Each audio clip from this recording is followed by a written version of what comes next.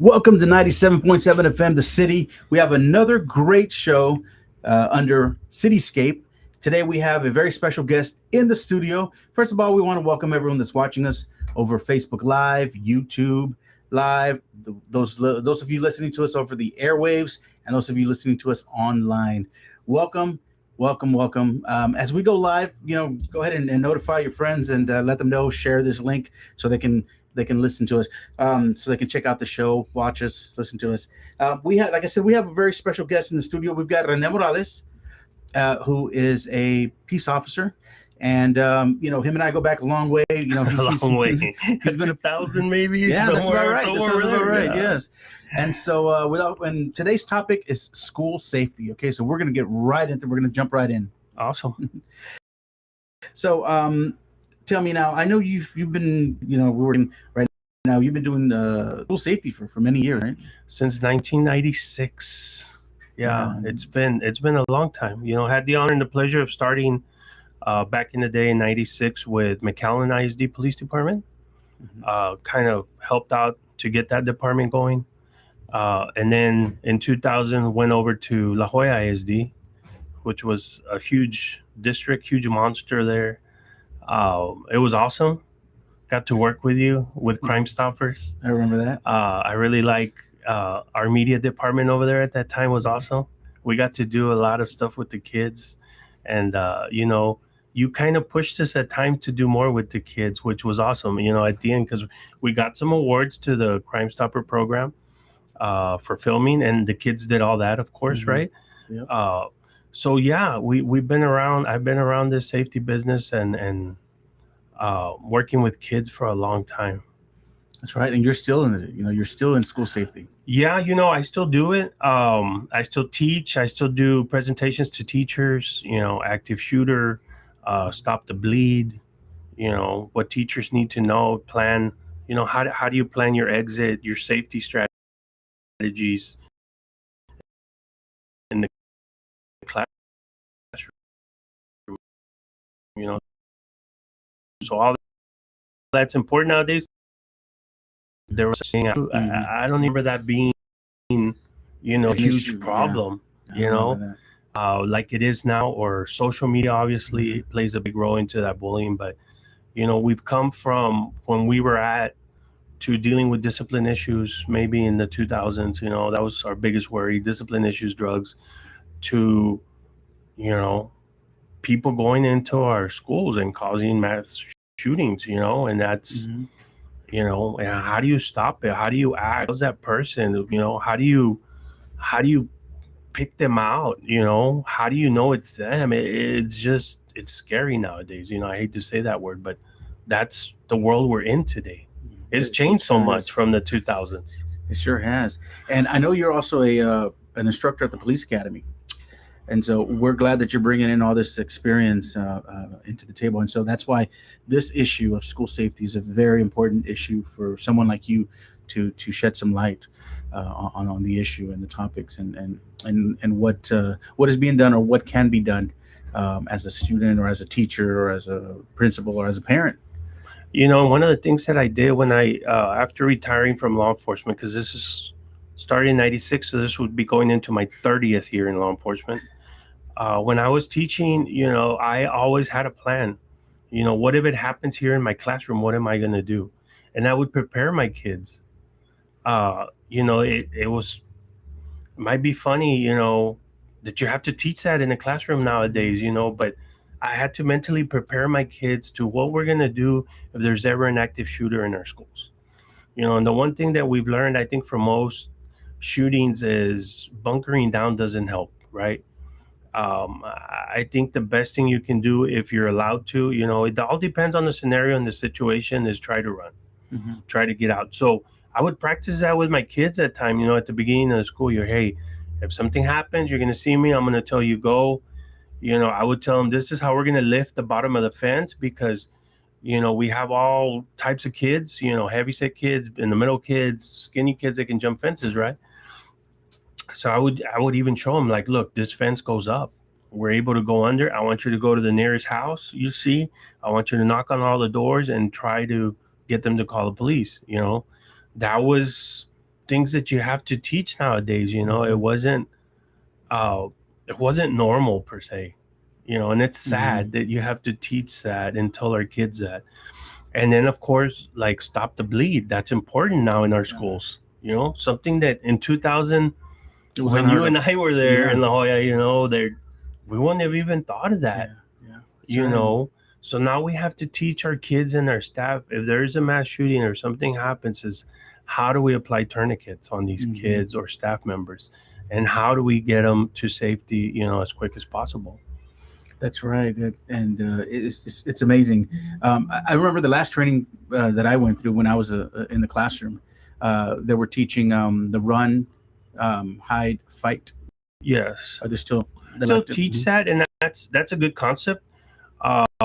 You know, it's hard when you're not in law enforcement because I had to put myself in both positions, right? Going into the classroom to teach criminal justice, a CTE course, it's kind of like, okay, I have to think like a teacher, not like a police officer. What are my fellow teachers thinking? You know, how do I get the point across to them that safety is important nowadays? It changes a lot. And it changes the mindset of teachers. How do we get them to start to think like I did in order for them to get to a safer place? Because as a teacher, as an individual person, you don't think of these things, right? Because we don't deal with it. You know, being a police officer, we dealt with, you know, family violence calls. You're the counselor. Maybe you had to take somebody into custody. Maybe you got in a struggle out on the road. Person carrying a gun that wasn't supposed to. So mentally, I'm trained for that, right? But as a teacher, you're not trained for that. And how do I get you to recognize what to look for? Because as a teacher, I'm more worried to make sure that I get the subject matter out to you, you know, because I want you to pass that test. Or most importantly, I need for you to pass a star, right? That's our biggest worry. That's right. As a court teacher. That's right. You know, we got to pass that STAR test. So it's a tough situation for our teachers nowadays. You know, it's a tough world. It's a tough world to teach. It's a tough world with safety. Our school systems have changed, you know, and the state is making more mandates. And of course, like every other state thing, right? There's not enough funding for it, but we want you to do all this stuff to keep our kids safe. But you know, you try your best under the circumstances. And what I would tell my fellow teachers is, you know, think about worst case scenario and pre-plan it in your head and play it out as you walk through your hallway, because you just don't know. I mean, we don't know when it's going to happen again. You know, a perfect example is that incident that just happened in that university campus in the ROTC classroom. Yeah, where the mass shooter came in and shot the instructor. Yeah, and the students had to, you know, luckily the students were able to subdue him and stop the threat. But it did help that the students were trained. You know, that did help. Yeah, and then, you know, that light bulb clicks and that fight, you know, flight, you know, it starts to kick in. But it's so much of us having to tell our kids and tell, you know, our teachers. So my kids know. I have 3 kids. One's in high school, the other one's in junior high, and my little boy's in elementary. He doesn't still comprehend most of it, right? But my junior high and high school know. My high schooler knows where she's gonna go. Like, she's already pre-planning in her head. But it's years of me kind of telling her, hey, be on the lookout, look at this, look at that, you know. Head on a swivel, you know, situational awareness. Yes. You know, when you're in the hallway, look around, find out what's going on around you, you know. It's stuff we didn't do. It was, I don't know, it was enjoyable to be at school. You know, now it's become a fear to be at school, to learn. And that's sad, you know. I don't know, the state, the federal government, we need to start doing something about it more aggressively, regardless of party. Right. You know, we need to protect our kids at whatever cost. And that's period. You know, no other explanation to that. Just, we need to protect our kids. Exactly. Wow. You know, this is a topic that we can go, you know, take a deep dive into, you know, and we can talk here forever. We're going to have to wrap this up. There's a couple more shows coming up next. So we're going to wrap this up early. However, I do want to invite you for the part 2 of this program. Yes, let's do it. Yeah, let's do it so we can get more into it. And not only that, maybe your viewers send questions or comments and stuff that we can kind of address and talk about. But yeah, it's a big subject. It's a big subject. Yeah. Send us your questions. Type them out in the chat underneath. Whether you're watching us through YouTube or whether you are watching us through Facebook Live, or simply email us or text us or on Instagram, send us your questions for Officer Morales. Now, coincidentally, you are still serving and wanting to continue serving in the school districts. Now, you are running for school board member in Sherryland ISD. Correct. I'm running for school board member at Sherryland ISD Place 1. And I'm honored to want to serve, at that level, and mainly bring my expertise in school safety, school security to the school district, but also what I learned as a teacher, as a CTE teacher, how important CTE plays a big role. It sure does. Like we're here in this studio right now, this stuff isn't going away, right? We still need to teach kids, whether it's online, whether it's live with Channel 5 News or some. This technology still needs to be taught. And I'm a big advocate for our kids, our CTE kids, because not everybody's going to go to college. So, yeah, that's why I'm running in Sherryland ISD Place 1.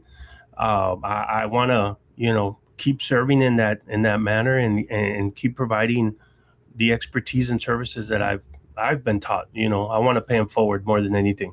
Yeah, and that's exactly the type of people that we need in the school board. We need educators, former educators.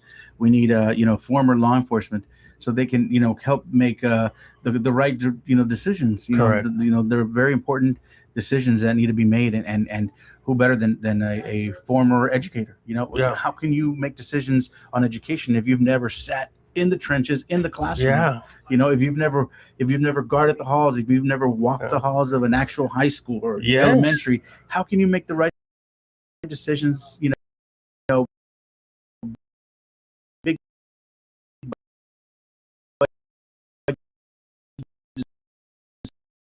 decisions for a whole. I'll tell you something we need. I'm still amazed at the technology we had there at that time. And the Fine Arts Building. Yeah. That's something that I would like to see in Sherryland, because fine arts plays a big role. That's right. Music plays a big role. Band plays a big role. There's just so much other stuff that we can give back to our community. Folklorico was real big over there. Mariachi was huge over there. It's just so many things that I think we can still give the Sherryland community and be a part of. So, yeah, I want to keep giving my expertise. There's so much I can do for the school for free in a way, because this is, stuff that I know and I got taught throughout the way that I can provide services. So yeah, if you're out there, Sherryland ISD Place 1. So we're keeping our fingers crossed, you never know, but I think it takes a bigger person to put your name on the ballot. Not everybody. People sometimes complain, but nobody wants to put their name behind it. And this is something that I'm not complaining in any way, shape, or form. Our school district is awesome. We're A-rated. I think we're one of the best school districts in the Valley, personally. But the school safety, school security is something that I can give back to them, and CTE, and support our teachers more than anything, because I've been in the classroom. I've been in the trenches. I know how it feels. So it's questions they can bring to me, and I'll be more than glad to take it up to the rest of the board members, and our superintendent. Fantastic. Well, Sherryland ISD would be lucky to have you there, and Appreciate I wish you the best of luck. Thank you. Hope to see you here next week if possible. Yes, let's do it again. Let's do it again. Yeah, let's do it again, and maybe we can continue this with other subject matters, or maybe we can come up with other things. I loved working with you in the past. It was so awesome, and we had a lot of fun, so maybe we can continue this chat even after this. Let's do that. All right. Well, stay tuned for part 2 of school safety with Officer Rene Morales. Don't forget, Saturday, last day to vote, Sherryland Place 1 School Board. Appreciate it. Thank you so much again. Thank you so much. Thanks for coming. Thank you for making the time to come out. And thank you guys for watching. And please share this interview. It's very important, school safety. And stay tuned for part 2 of school safety. Send us your questions. That's right. Send us your questions. We'll ask Officer Morales. Till next time, keep it tuned right here to 97.7 FM, The City.